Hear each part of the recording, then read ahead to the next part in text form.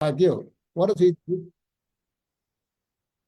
They found this test, they did such kind of field test, oil rate increased from 6.4 or 3.6 to 5.4, and water cut decreased from 100% to 37.2%. So it looks like this asynchronous water injection was successful. Next one is the final slide about water injection performance. Let's summarize some, this is the water injection performance in China. So here is a different mechanism, different method. Here is a field name. Here is a probability is in tight, 0.7, 0.17, 0.59. So it's 0.1 to 1. So it's about the millidarcy range. And viscosity is a few millidarcy, or no, okay. Few center points.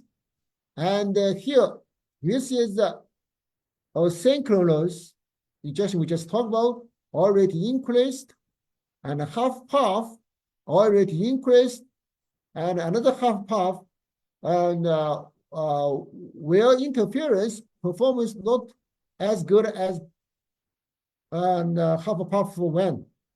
Half of 6 weeks had one cycle, and 2 wells had 2 cycles. Neighbor non-half puff wells outperformed and half puff wells. But this is interesting.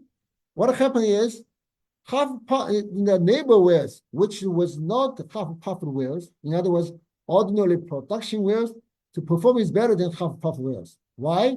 Because half puff wells inject some gas, inject some water, increase reservoir pressure, and but the production wells in the nearby get benefits. Okay, number half puff 4, 7 days soaking for most wells. And the oil rate increase performance for 7 days better. Optimum well spacing is about 300. So what they found is 7 days soaking time looks increased oil recovery. Here is number 5, 7 days injection, and 7 days injection, and injected 7 days injection, 2,000 cubic meters water injected. Initial oil rate increased from 0.9 to 5, effective for 9 months. So so therefore in some Chinese water injection, water half puff projects, and oil rate was increased. Okay, it's good time for me to stop here. And for now, basically I finished the water injection, water for in a shear and tight reservoir, actually in tight reservoir. Let's come back in 11:30, okay, or 11:32, something like that. I'll give you a 10 minutes break, so you can go to washroom and stretch your body. All right, we'll talk later. See you later. Bye-bye.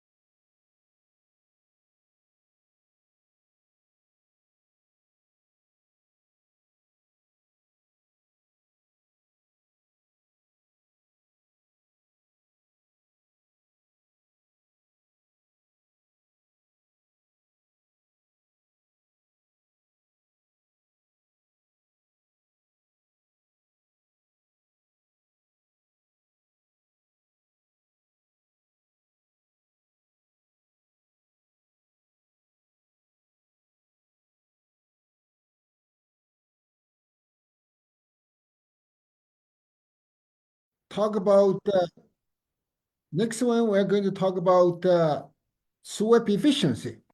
Before that, let's review the relative permeability and other concepts first. First, the relative permeability. Now, what is relative permeability? We mentioned earlier. Relative permeability, look, here is for horizontal axis, the water saturation. And this is for oil and water case. Water relative permeability case.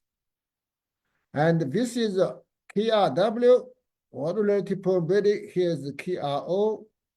And this is KRO plus KRW total. Okay, and this we mentioned earlier. Here is the SWC, current water saturation. Here's KRW equal to 0, no water flowing.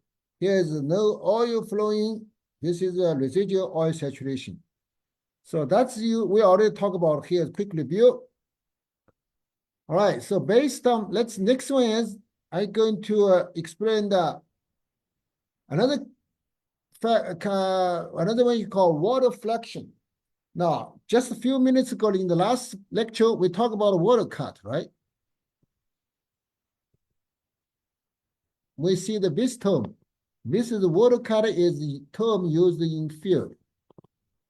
All right, so it is actually water fluxion. So what is water fluxion?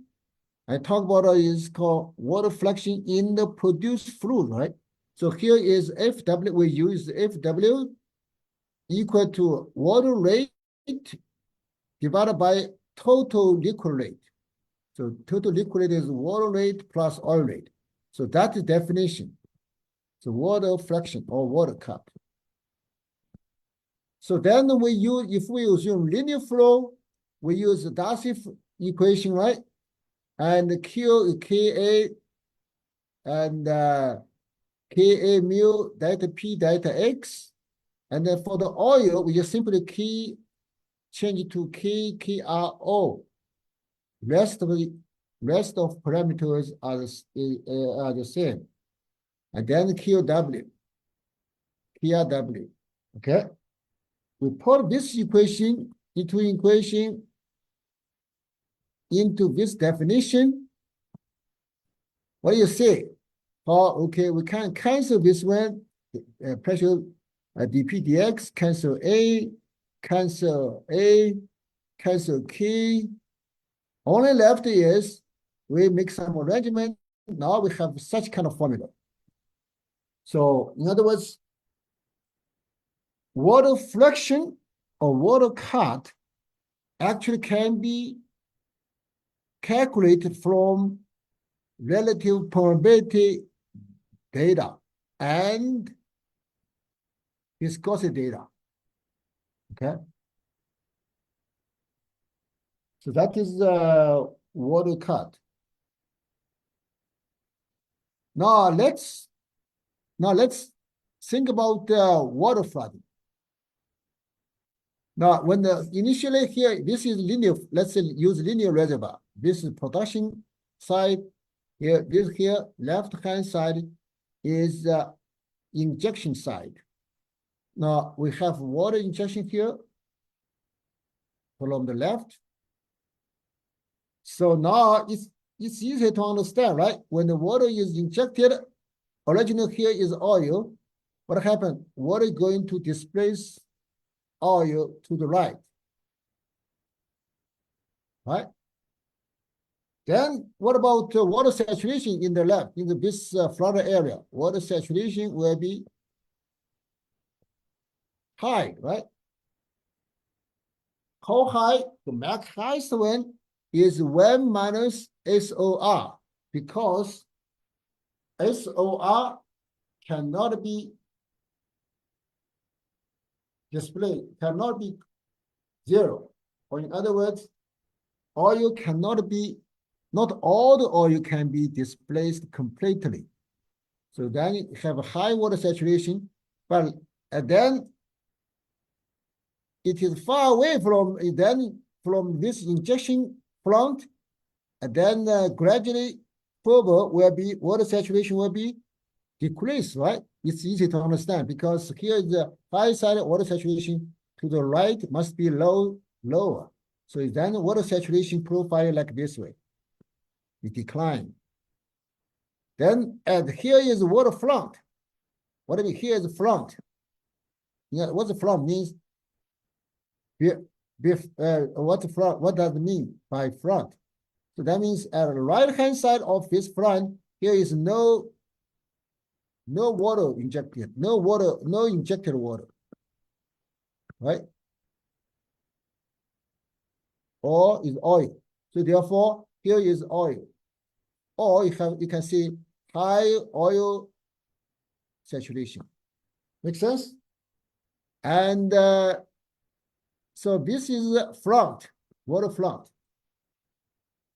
So far you can understand this saturation profiles. Now, let's find out how to find the water cup, or what is how can we calculate water cup? Now here let's talk about no, I'm not going to talk about. Okay, first I will not talk about detailed derivation, but I simply quickly give you some idea. Here is the Berkeley field, Berkeley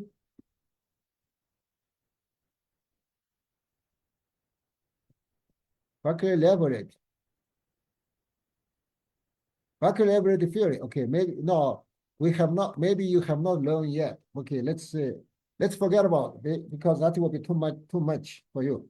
Okay, from this equation, and but you understand this equation like QT total Q is injection rate multiplied by time. What is that? That is total water injection volume, right? Total water injection volume should equal to this saturation increase.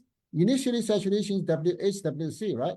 Because we mentioned earlier for all the reservoir initially at least you have a HWC water there, and the rest of is occupied by oil. So, but now because water saturation increased, this saturation difference multiplied by this A phi delta X, that is small, that's the volume, right? So volume multiplied by saturation increase, that is water increase in the reservoir. And the total reservoir increase will be from integration from 0 to water front. So that is material balance. From this material balance, and later on we do some modification, rearrangement, we found this saturation. Oh, I'm sorry, we found this equation. What this equation means here? Here is SWF, first F. Okay, FW is what? Water cup. We talked about earlier. But here subscript F means front. Subscript W means water. So therefore, WF subscript is water front. So therefore, FWF is water cut at front, water front. Okay. Next one is SWF. SW is water saturation. F means front. That means water saturation at front. And then here minus SWC. You know SWC, right? That is conic water saturation. And what's the SW? What is the SW prime? So that is derivative. So FW is a water cut at water front. Prime means derivative. So this one is actually equal to dFWF dsW. Okay. So that is WF. So therefore, this equation shows this derivative equal to FWF water water cut, waterfront cut, water cut divided by saturation difference. Okay, that is equation. What does the equation means? Now let's look at this curve. Okay, this fraction curve. Okay, I'm sorry. Before that, let me see in this slide. Okay, we got this water cut, right? This water cut look like this one here. So let me first add a little bit of what is water fluxion curve. This one is called water fluxion versus saturation.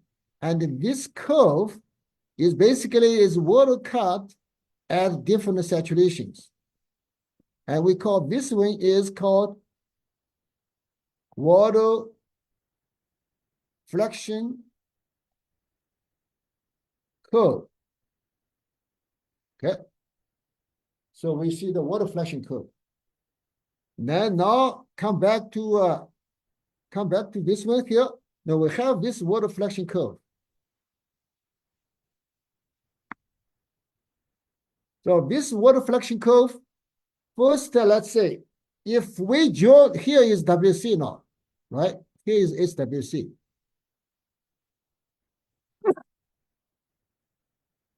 Here is SWC. If we, from this point, draw a tangent,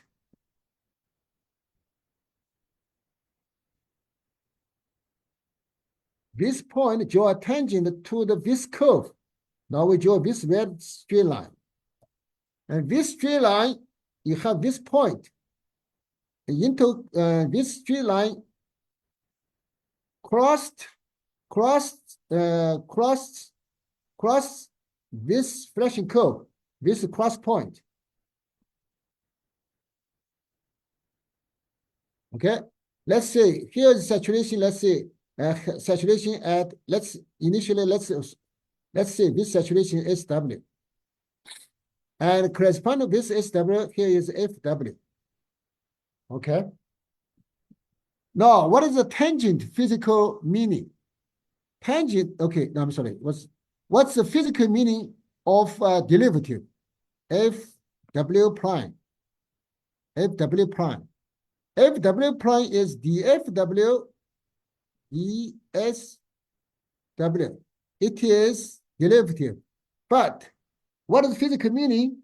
It is a tangent, right? Tangent at this point for this curve.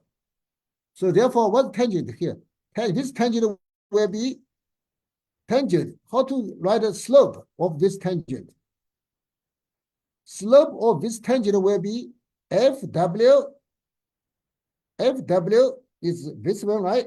And here's the horizontal axis will be SW minus SWC, right? Is it? So now, from the tangent, it is FW divided by SW minus SWC. And then if, here is kind of trick. If, let's say, let's compare to this equation here. Now, okay, let me use, I do not have, let me use another slide to explain this phenomenon.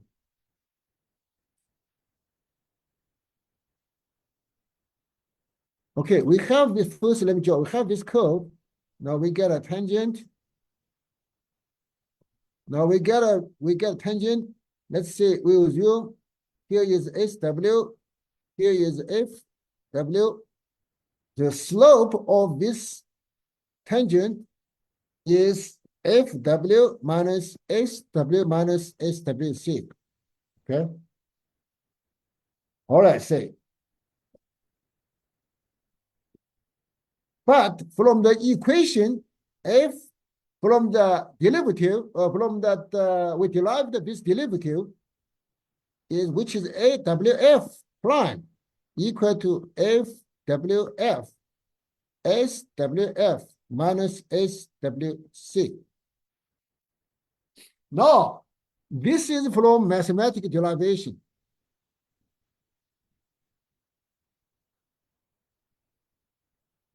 But first equation from physical meaning.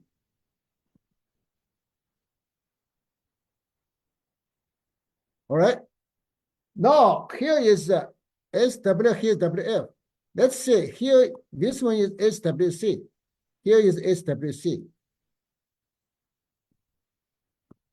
Now, from the same point, you draw a tangent or derivative,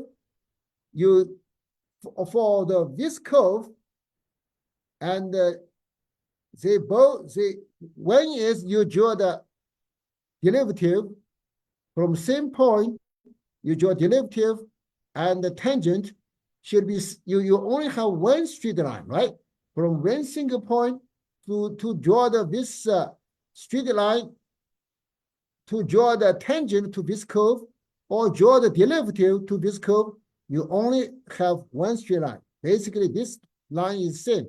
So therefore, this slope must be equal to FW F prime.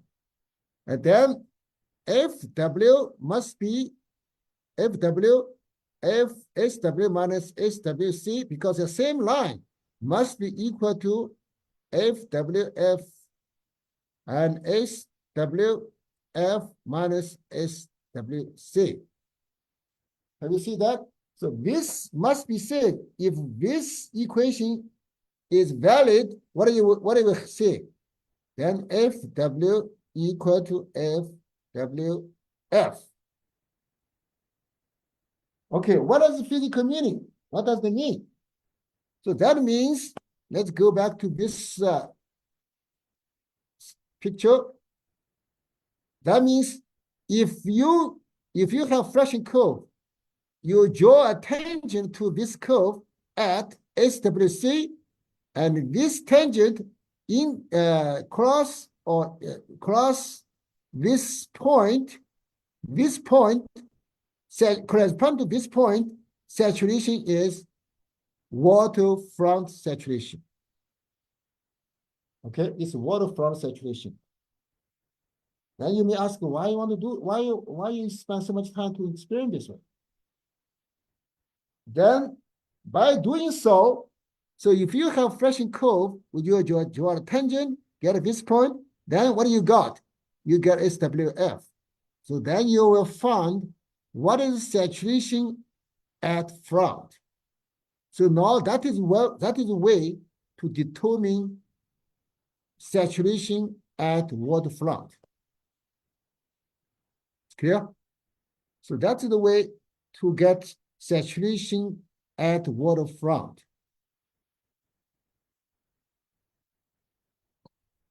Okay, so this is a fundamental theory from the Berkeley-Leverett theory. Okay, Berkeley-Leverett theory. This is fundamental waterfront theory. Probably you have not learned yet, but you are going to learn this theory later on. But at this moment, you just remember some important point. What is important point? Let me repeat again this one again. You have this Fracturing curve. You starting from SWC and draw the tangent, get a section, you get this saturation, that will be the FWF. Okay, then let's extend this curve to, extend this straight line to here at FW equal to 1. So at this line, let's say this line, this point. Then what is saturation for this point? At this point, correspond to this one here. What is saturation? Okay, then we also could, using such kind of before breakthrough, we have this Berkeley field equation, and we do some, I'm not going to derive it because probably too much for you. You have not learned Berkeley field yet. So what do we got? We got this one. Finally, we got this equation. Let's look at this equation. First, similarly to the way we determine SWF, let's do this one. You draw the tangent. What is slope? What is slope? Slope, how to write this slope? Slope means vertical axis value, right? What is this one? FW equal when, right? When minus here is 0. Minus 0, what's the saturation? You have saturation minus SWC. Now, that is from slope. That is definition. That is how we define the slope. Now, what about this slope is equal to flexion curve, right? We mentioned, I'm sorry. This slope is equals to the derivative, FWF, right? We mentioned earlier. Then what is derivative? This derivative we found equal to this from mathematical derivation. We found is when SW bar minus SWC. What is SW bar? That is average saturation within this region. So this basically is, let me do this way. What is the first, then equal to SW bar minus the SWC. Then I need to explain what is SW bar. So SW means this is the front, right? This is the waterfront. And behind this waterfront, you have, here is the high water saturation. Here is low water saturation. Here is the SWF. Here below here is lower saturation profile, right? Okay.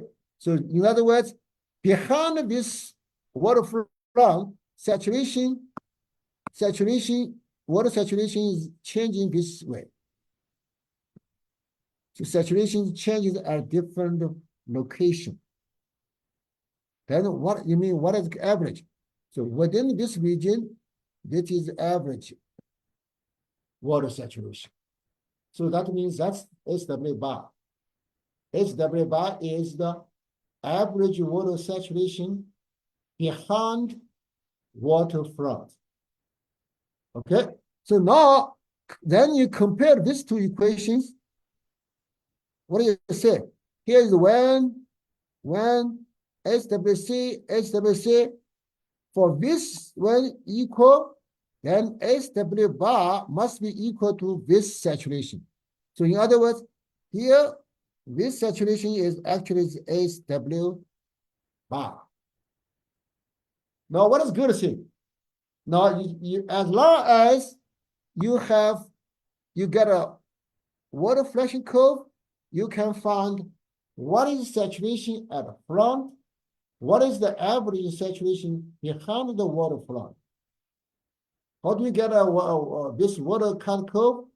You use relative permeability data and oil and water viscosity data. So as long as you have relative permeability curves and oil water viscosity data, you will be able to find what is the saturation at the waterfront, what is the average saturation behind the waterfront. So that is a very important application of this Becquerel theory. All right.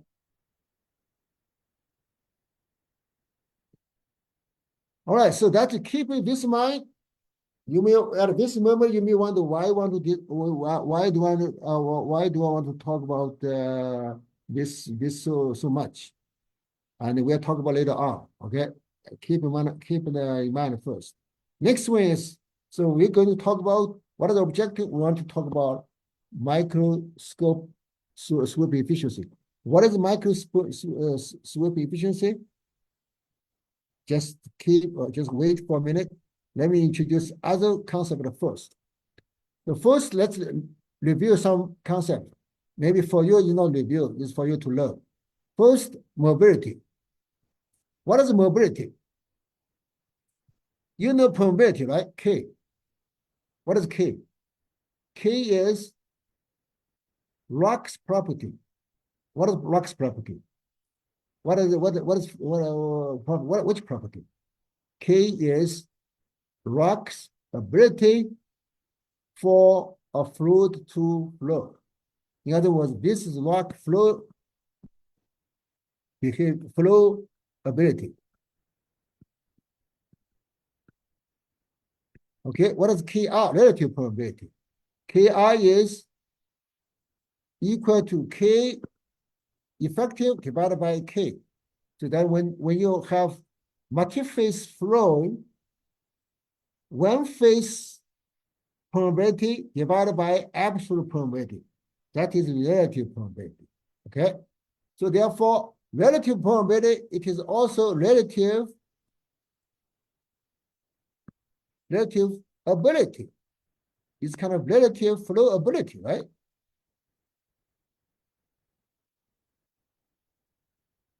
That is relative flow ability. Now, here then, what about this KR?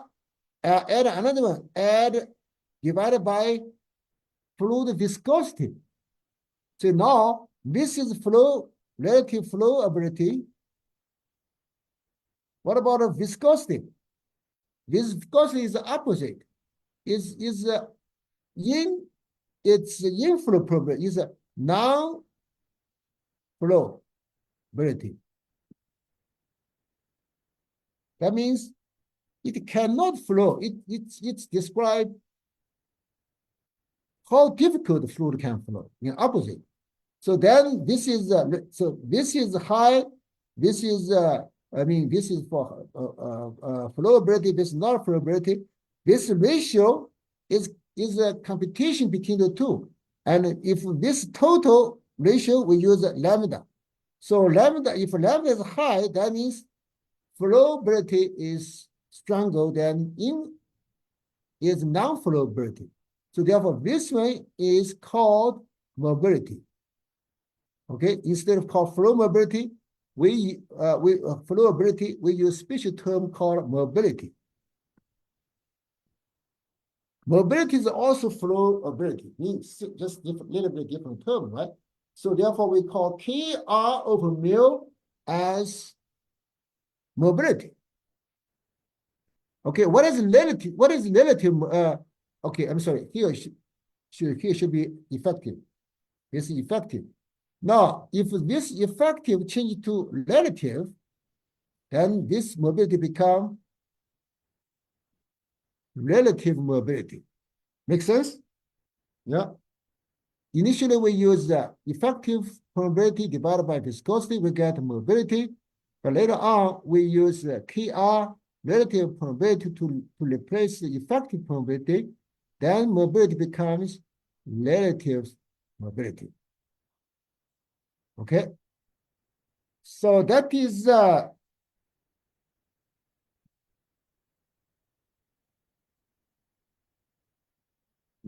relative mobility things.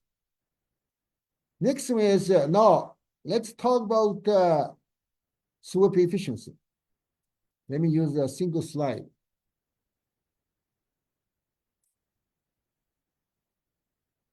Just quick review. What did we talk about earlier? We talked about WAG. Initially you have gas flooding, then we have water flooding like that. By doing so, we have more space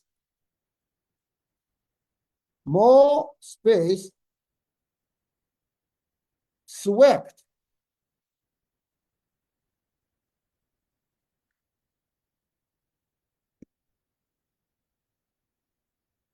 by water and gas, right? You see that initially, let's do this one here.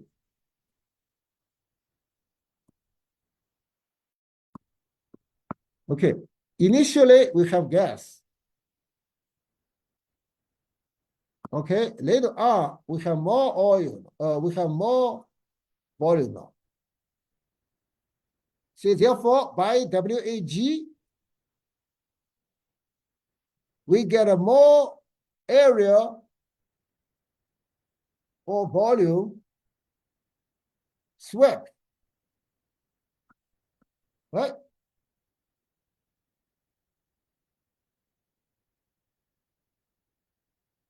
Okay. So then what is sweep efficiency? It's easy to understand. Sweep efficiency should be simply volume swept divided by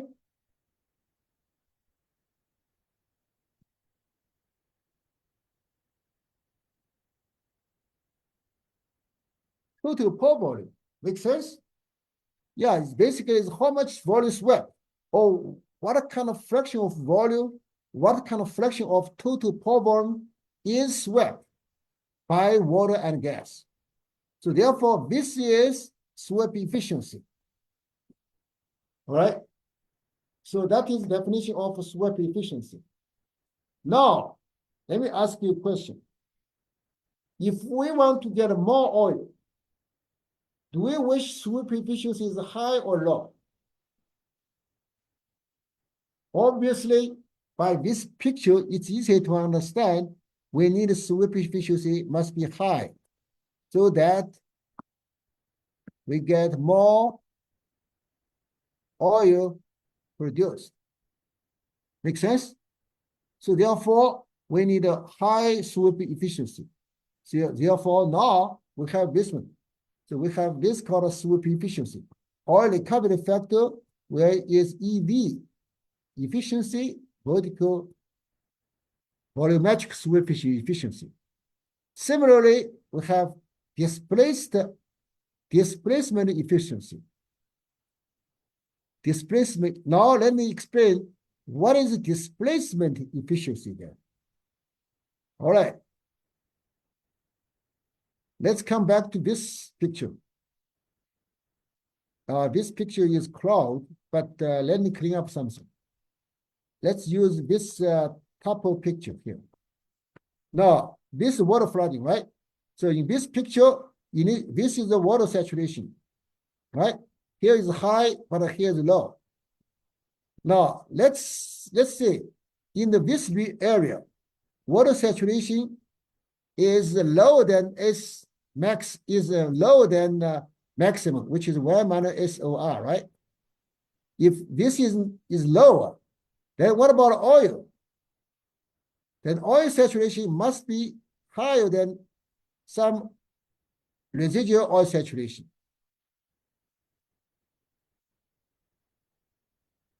Because this oil plus water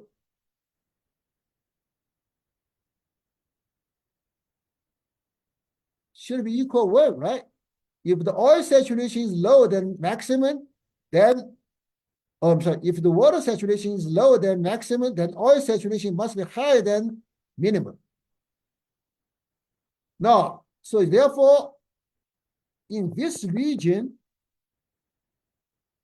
although water already swept this volume, because here you have water, right? Although water swept this volume, but you still have some oil still there. So in other words, in the water swept area, not all the oil has been produced. So some oil is still there. So then, therefore, you have an issue called another efficiency. So therefore, we have another efficiency.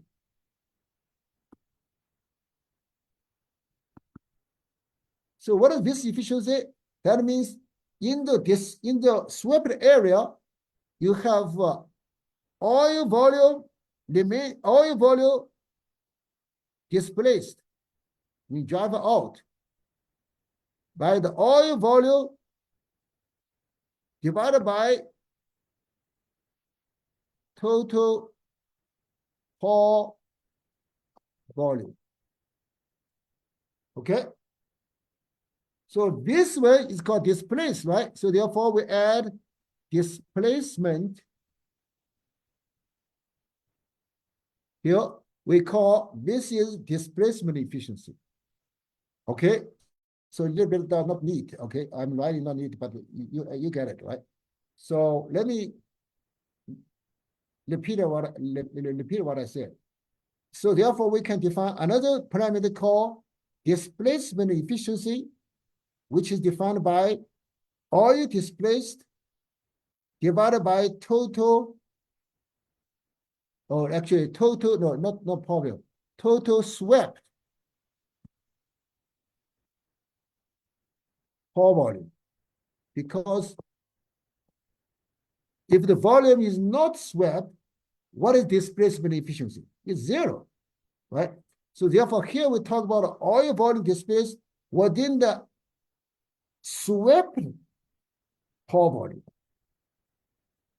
All right. So by this kind of definition, let me ask a question.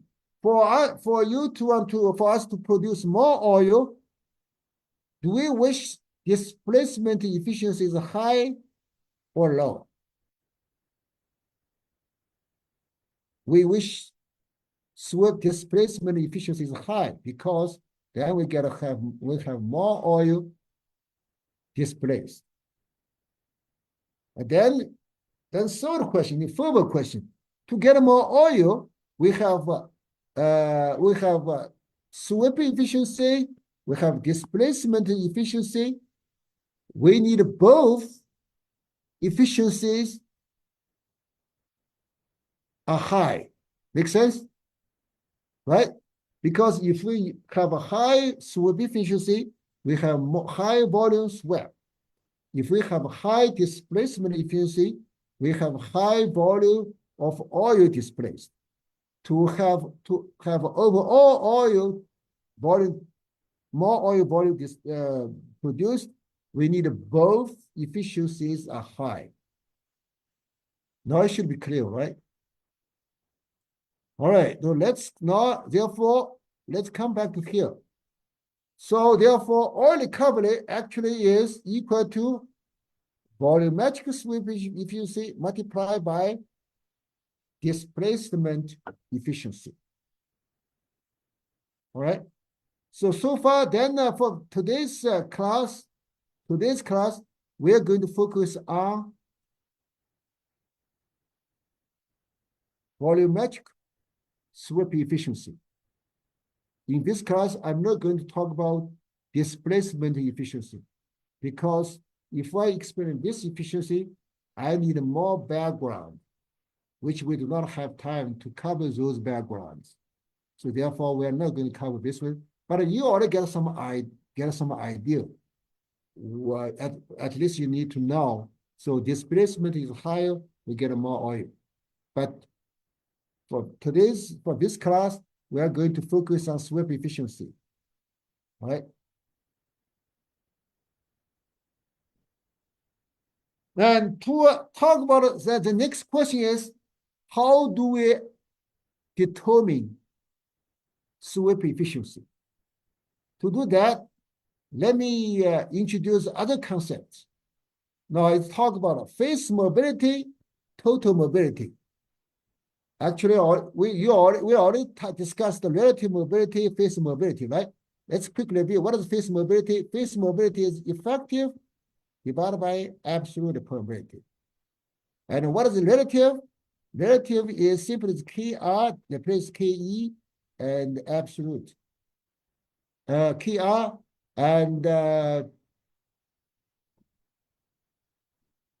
I'm sorry. KR. I'm sorry. What is relative mobility? Here is relative permeability. So what is relative mobility? First, we talk about mobility is KE divided by mu. Then what is relative mobility? Equal to KR divided by mu, right? So what is KR here? This is KR. We just talked about. So KR at saturation, and say we can, from relative permeability, we calculate this is the KR, this is the mobility for relative mobility for water, and this one is relative mobility for oil. So change is similar to relative permeability. Just simply to add viscosity because here is KRO divided by constant O. Here is KRW divided by mu W constant. Okay, here is same thing total. It's IW minus lambda W oil. So that is total. Or you can say total mobility. Okay. Oh, so I'm sorry. Here is M is same. We just I changed the slide. Basically, M is lambda in the early slides. Okay, you all know that. And why I want to do that? I want to introduce, we'll review this one again. I come later on. Okay. So now let's say, then next one is talk about the mobility ratio. Here talk about mobility, relative mobility, and then I'm going to talk about spatial mobility. What is spatial mobility? First one is called PRO prime divided by mu O. So now here is we add a prime. What does prime means here? Prime means this is here, and means here, water saturation at HWC. Okay? So you see, when we talk about Kr over mu, which is the relative mobility, this mobility is a function of saturation, right? You can see this picture, you can see it. At different saturations, mobility will be different. So therefore, mobility, here mobility is, I mean relative mobility. So therefore, sometimes these two terms are interchanged. Okay, so here's the relative mobility is a function of saturation, right? What is spatial mobility? That means this saturation SW at HWC. Where is HWC? HWC is here. Okay, so therefore this spatial mobility, KRO prime over mu is actual mobility here. Clear? Okay. Another special mobility, which is KW divided by mu W at 1 minus HWC. Where is the 1 minus HWC? 1 minus HWC is here. This is the this is 1 minus HWC, right? So here is this one.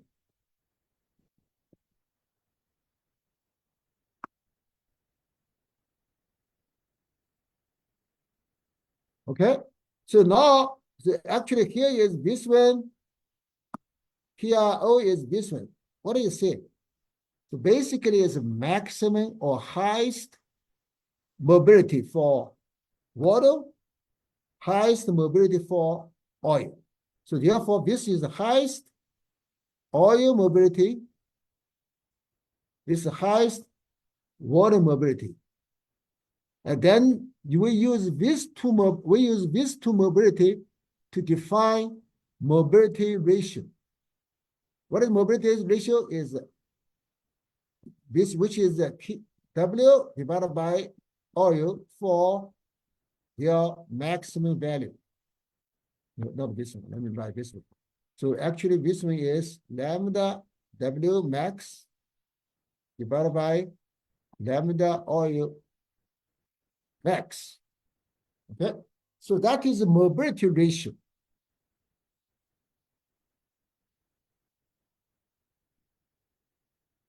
Now, let's say if this mobility ratio equal to 1, what does it mean? That means oil relative mobility equals maximum water relative mobility. So these two maximum relative mobilities are equal. So therefore basically same mobility. If this mobility ratio is less than 1, we call favorable mobility. Why we call favorable mobility? Because if we have if the mobility ratio less than 1, what we found, sweeping efficiency, if mobility ratio, mobility ratio we use M, or sometimes we use MR. If the mobility ratio is less than 1, we call favorable. What do we call favorable? It means good. Why? Because under such kind of condition, sweeping efficiency, EV is highest. Okay? That is the way we found. How to explain it? Now, how to explain it? Let's go back to this slide. Now, when you have gas is easy to flow, right? So when the easy gas, then gas is going, when the gas displaces the oil in front, what happened? So gas is going to, let me use such a term called fingering. Gas will finger into oil phase because gas is more easy to flow than oil. So they flow faster. So therefore, when the gas displaces the oil, gas will finger into oil phase. Just like, let's say, think about, let's use a knife. Knife is sharp, right? When knife, like for example, you cut, you use a knife to drive some, for example, you drive let's say, drive apple. If you use knife to push apple, what happens? Your knife will cut inside the apple. Just similar. So in this, when we talk about fluid, we use term called fingering. So therefore, when the high mobility pushes low mobility fluid, and this high mobility, we're going to finger into low mobility fluid. If the fingering happens, then let's say, for example, if the gas is fingering, so what about a sweep efficiency? Will be lower. And you should be able to understand, right? So therefore, when the mobility ratio is less than 1, that means you are displacing fluid mobility is lower than the fluid mobility to be displaced. So therefore, sweep efficiency will be high. Therefore, such kind of mobility is favorable. Okay, it's clear? Because of that, therefore, based on this discussing what you say, sweep efficiency is function of what? Mobility ratio. Now it's clear, right? So it is sweep efficiency depends on mobility ratio. So if the mobility ratio is lower, sweep efficiency is favorable and high. All right. So that's, let's see, I show you this one here. Let's show this picture here. This is sweep efficiency mobility ratio. And when the mobility ratio is high, what about oil recovery? Oil recovery will be lower because sweep efficiency is low. So in other words, now then that's why we need to get then if we want to determine sweep efficiency, first thing is we need to define what is the mobility ratio. Okay, and here we have a break. It's good time to have a break. We stop here and come back. Come back 11 o'clock. Okay.